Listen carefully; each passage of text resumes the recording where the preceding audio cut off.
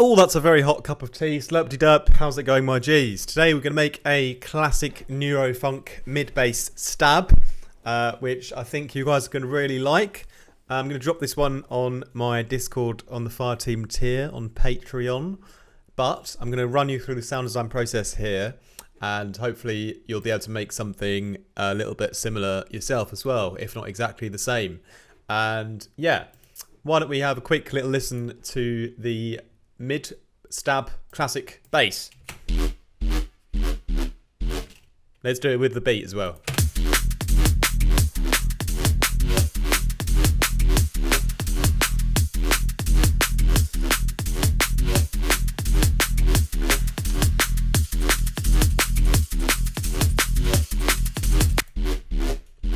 So quite nice and simple but effective sound. And I'm going to show you the exact way that I sort of created and shaped the overall sound here. So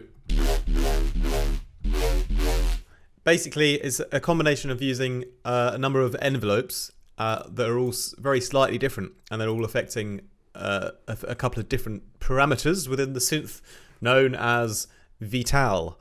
So let's reverse engineer this patch of grass.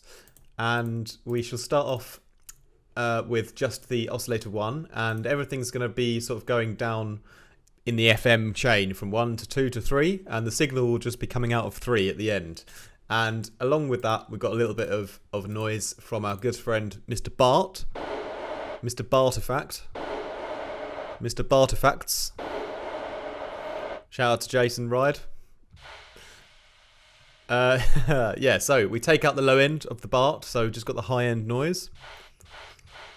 This is going to go on one of my envelopes as well. But yeah, next up we have a triangle wave,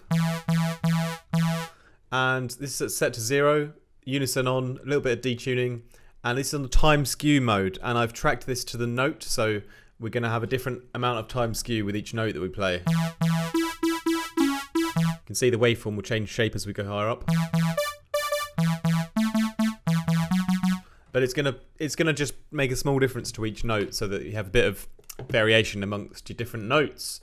Next up, it gets FM'd into a sine wave, which is an octave lower. And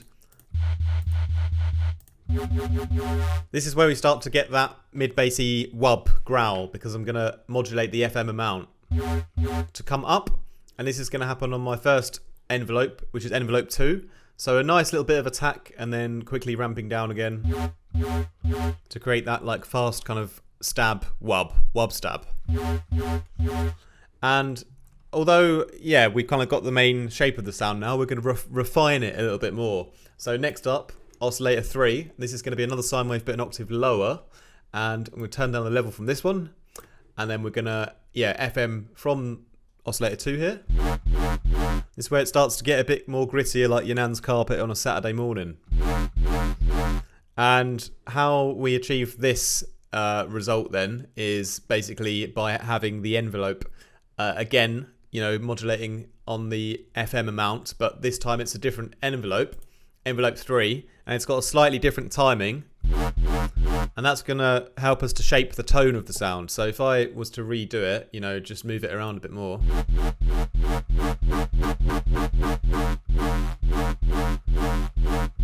I really get like different kind of, different shapes at the end by playing with the timing, So that's why I've got a few different envelopes with different timings on. And next up then, so we'll turn the levels down of that. And then sort of blending in with the noise. We're gonna run the filter 1 phaser positive mode. So we're gonna run this sound through that. And again here we're gonna just adjust the kind of mid-range growl on another envelope. So this is envelope 4, and again you can see it's slightly different to the other two, which is again allowing us to shape the actual tone of the sound a bit more. So pretty happy around there, but we still got to improve the overall sound design by enhancing it with some effects. And I just want to see if I've put the notes onto anything else. No, I think this is all going on the effects here. So I think this section is done. Romeo done and dusted. So next up, we're going to jump over to the effects, and I'm going to start with the chorus. And yeah, so with a lot of these effects, I've got the notes mode tracked to them. So with a higher notes, there'll be a higher amount of effect mixed in. So that's the case with the chorus. So I've got the note mode tracked here. So the higher notes, you might not notice it like exactly, but the higher note is going to have a bit more chorusing on it. I've left the chorus pretty standard here, just mixed in a little bit, just for a bit of width. Then the compressor, just mixed it in a little bit with the floodgates opened at the attack and the release all the way up. Distortion, nice bit of soft clipping. This really like gels everything together. Gives you a little bit of undercrunch as well, because that's a technical term. And then a bit of reverb as well, mixed in again on the note mode, so the higher notes will have a little bit of extra reverb on them.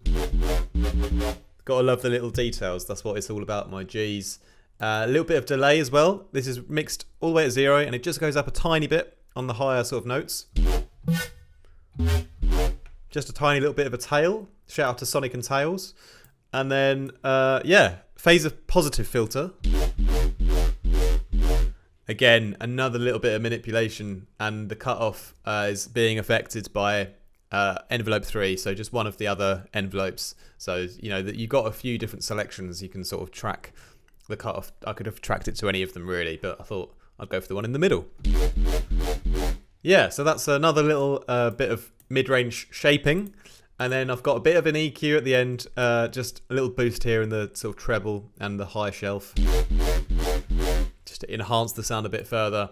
And if you need any more filters and you've run out, chuck on the phaser, put it to freeze mode, turn the offset off, and you can control the cutoff by the center.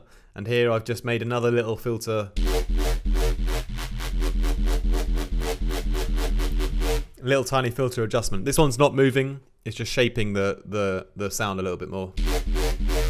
And that's pretty much, there's one last little thing, which is a little trick that I do a little bit more often now, which is to put a bit of vibrato on the whole patch. So the transpose mode, we map the LFO1 to the transpose, and I've actually right-clicked, enter valued, and I've done 0.1, which is a really small amount, but that allows me to have the bipolar setting on, so it's going to go both ways, up and down from the root note, and it's going to go up and down in this triangle formation. Shout out to the triangle playing crew. If you can't make, you know, any D&B bangers, you can always, you know, join the backup choir or the backup, you know, instrument group and play the triangle. At least that's what they told us at school that we could do if we couldn't play anything, because unless you like fail to like hit the actual triangle with the stick, you're pretty much golden. So yeah, and unless you have no sense of rhythm, then you might struggle. But usually no one really cares what you're doing if you're playing the triangle. You're just kind of there, right? But we love you if you're there. Yeah. What was I saying? Yeah, a YouTube video. That's it. So yeah, I've controlled the vibrato on the seconds mode to make it a bit off the grid. So it's a little bit, it's quite fast. If you really pay attention when you're designing a sound, you'll notice that a tiny bit of vibrato on the patch will make everything a little bit more natural, just like a bit of tape, you know, running things through like a tape would as well, because it just messes with the pitch of everything a little bit. And that's a bit more interesting to the human ear, which is, I think, what we're mostly equipped with over here. Although, now we're entering a world where AI mastering is a real thing. So, I mean, we must be doing that for robots because, you know, because humans definitely prefer, you know, the feeling of a properly mastered song. And, you know, they're not really concerned with what an AI thinks might sound good. Yeah? So let's stay away from that, please. And yes, so that's basically the Neurofunk Midbass stabs. Going to drop them on my Discord now. And let's have one last little listen. You know, you could really go on to process it a bit more, like I have done here a little bit. I've reverbed a whole version of the sound.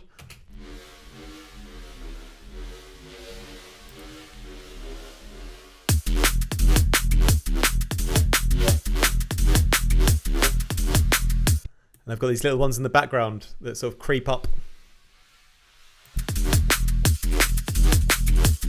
So you could do little reverb layers, and obviously you could process the whole actual channel with some more cool plugins as well. I'm a big fan of making the sound as good as possible without having to do that. So maybe I'll saturate it a little bit, But then in a lot of other cases, I'll just, make some extra layers to fit in creatively around the sound. But a lot of the times you can get a great sound out of Vital that doesn't need too much processing. But yeah, that's pretty much my little tutorial for you guys today. Hope you guys enjoy the rest of your week. Much love, and don't do anything I wouldn't.